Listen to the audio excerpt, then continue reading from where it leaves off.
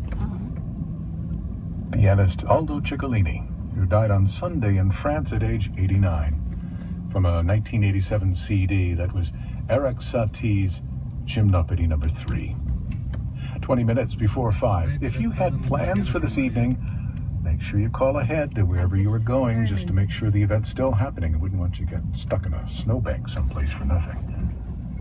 Here's Musica Amphion, led by Peter Jan Belder. It's Corelli's Concerto Grosso in F on 99.5 WCRB.